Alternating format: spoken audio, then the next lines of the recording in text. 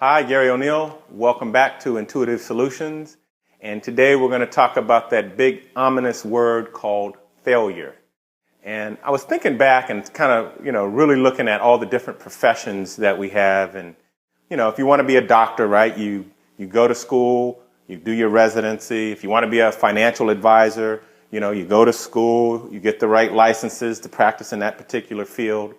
But as an entrepreneur, you don't have any formal education. You have no formal training.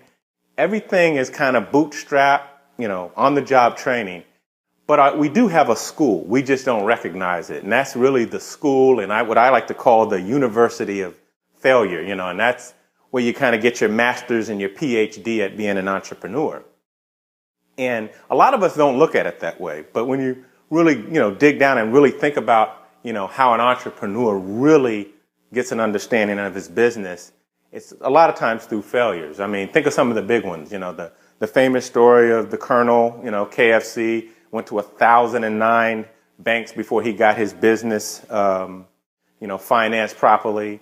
Jack Canfield, author of Chicken Soup for the Soul, got rejected by over 30 different publishers for the book and finally reached success. So when we look at things like that, to me, those guys have PhDs as entrepreneurs. But the one thing that we have to really focus on is utilizing those failures as our classroom, as our university, as our step back to get a step forward. And I tell you a really good example of this, and hopefully a lot of you guys have heard the story to a certain degree because it's been fairly recent.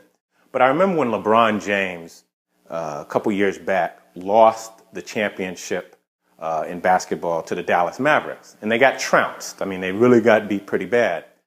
And I remember him discussing that he kind of went into a deep depression and a grief and all that stuff. But what I was most impressed about is that he went through all those emotional feelings, which is great because that's part of the growth of getting through failure is to feel things emotionally.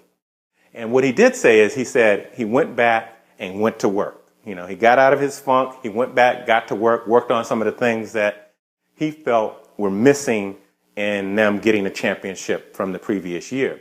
So obviously, if you know the story, he won the championship last year and everything was great.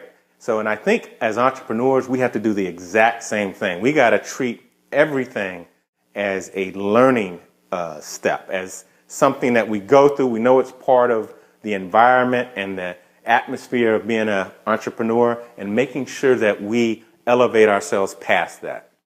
So anyway, I always enjoy these posts and I look forward to talking to you next time.